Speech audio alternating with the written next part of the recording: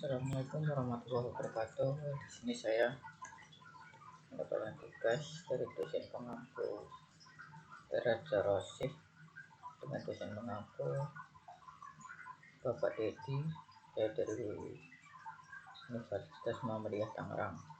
Di sini saya menjelaskan materi tentang kosinus model kanvas.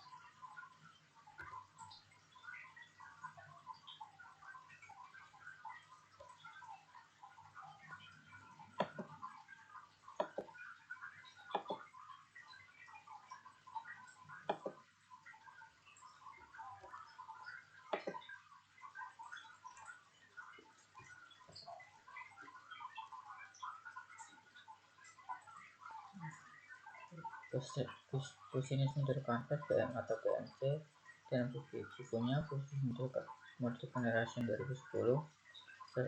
Osterwalder dan Bittner membuat kerangka kosinus model yang berbentuk kanvas yang terdiri dari 9 kotak elemen yang saling berkaitan. Elemen tersebut menggambarkan bagaimana organisasi menciptakan dan mendapatkan nilai bagi para pelanggannya. Ini 9 dari kosinus model kanvas. Pertama, customer segment, kedua follow proposition, ketiga channel, yang keempat customer relationship, yang kelima revenue stream, yang keenam key result, yang ketujuh key activity, yang ke-8 key partnership, yang ke-9 cash struktur. Customer segment sendiri yaitu pihak yang menggunakan jasa atau produk dari organisasi. Mereka berkontribusi dengan memberikan penghasilan organisasi. Itulah kelompok orang atau organisasi yang dituju oleh perusahaan yang untuk dilayani.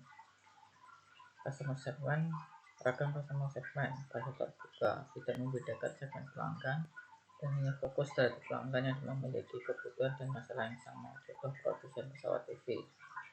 Ceruk pasar, target pasarnya hanya melayani segmen pelanggan tertentu. Contoh gerbong khusus eksekutif dari PT KAI. Ragam customer segmen lanjutan, model pasar, melayani 2 atau lebih segmen pelanggan yang saling berhubungan. Contoh layanan kartu kredit oleh bank. Yang kedua, value proposition.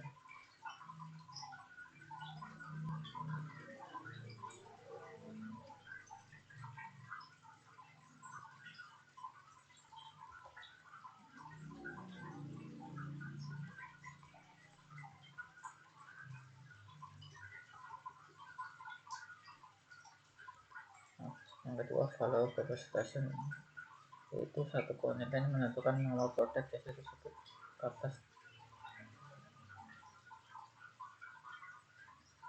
Produk tersebut atau jasa tersebut pantas dipilih oleh pelanggan.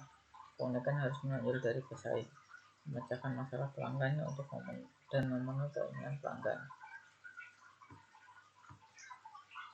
Ragam dari value proposition adalah minus, nilai kebaruan, contoh tes kotak, performance, peningkatan kinerja produk atau jasa, contoh produsen prosesor komputer.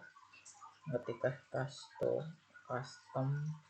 customization disesuaikan dengan kebutuhan pelanggan, contoh sepeda motor seperti yang ditujukan untuk pelanggan perempuan.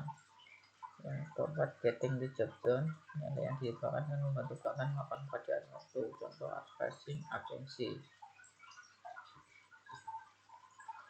Ragam lanjutan yaitu design, brand, price, cost reduction, risk reduction, accessibility, convenience.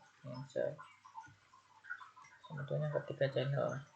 Channel itu bagaimana organisasi berkomunikasi dengan pelanggan segmennya dan menyampaikan value proposition dengan meliputi cara-cara meningkatkan kesadaran, memudahkan pelanggan menilai, membantu pelanggan dan membeli produk atau jasanya.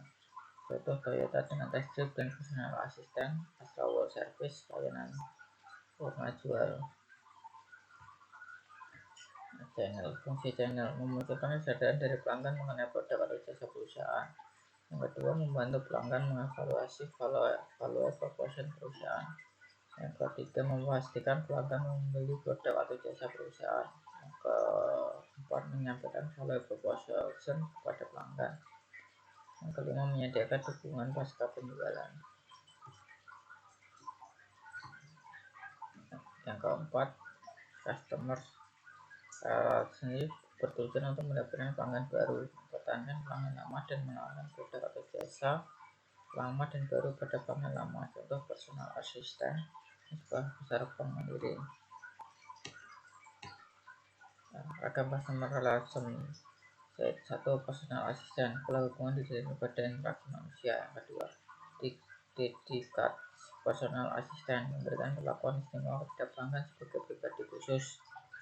Yang ketiga, self service, menyediakan sarana untuk melakukan hubungan dengan pelanggan. Yang keempat, automatic service, pelanggan mendapatkan pelayanan istimewa namun semuanya sebuah otomatis. Ragam customer lanjutan, communities, membangun hubungan dengan pelanggan tidak secara individu tetapi sebagai kelompok. Contoh acara wisata oleh Polygon. Yang kedua, co-creation, perusahaan melibatkan pelanggan untuk menciptakan nilai bagi pelanggan itu sendiri. Contoh jasa desain interior dan eksterior rumah. Yang kelima, revenue stream, aliran dana masuk, bagaimana organisasi memperoleh uang dari setiap customer segment. Terdapat dua jenis pendapatan, satu transaksional dan pengulangan recurring. Ragam revenue stream, satu penjualan aset, dua biaya pemakaian, tiga sewa, keempat biaya langganan, kelima lisensi, keenam biaya jasa perantara, ketujuh iklan, kedelapan donasi. Yang keenam, key resource. Key resource menggambarkan aset-aset terpentingnya untuk menentukan keberhasilan mengoperasikan model bisnis, meliputi sumber daya fisik, bangunan, kendaraan, dan peralatan. Yang ketiga, uang. Yang keempat, aset intelektual, merek, hak cipta, paten, database pelanggan. Dan terakhir, sumber daya manusia. Ragam key resource, manusia, fasilitas, teknologi, intelektual, dan channel. Yang ketujuh, kayak aktivitas, yaitu kegiatan menentukan suatu model bisnis. Yang kedua, elemen ini beneran penting dalam mewujudkan value proposition.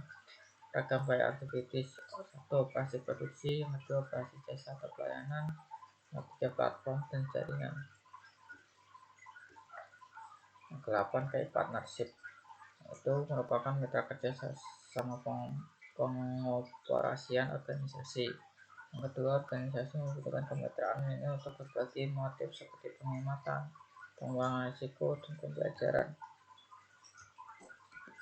Kayak pasar, 4 bentuk kemitraan menurut Oslo 2011, aliansi strategis antara kompetitor, kemitraan sekaligus bersaing dengan kompetitor, joint venture untuk mengembangkan bisnis baru, hubungan bayar supplier dalam rangka memenuhi ketersediaan pasokan.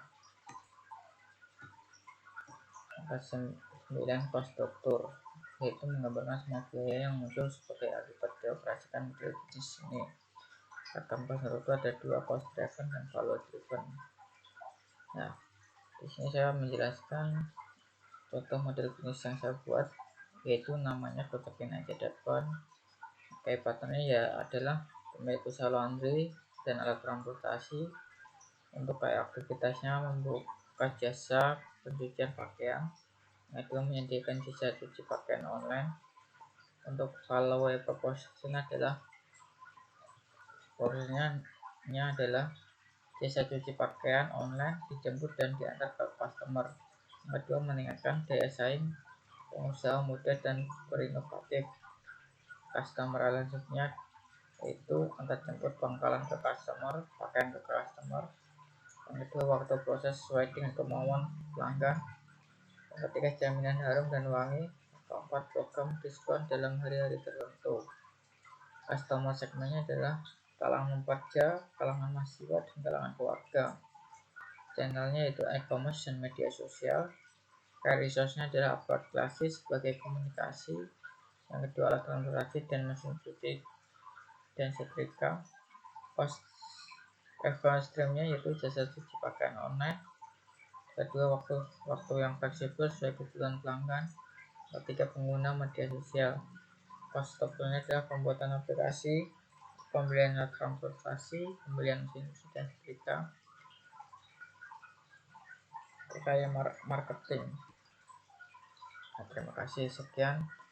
tugas dari saya. Kurang lebih mohon maaf. Wassalamualaikum warahmatullahi wabarakatuh.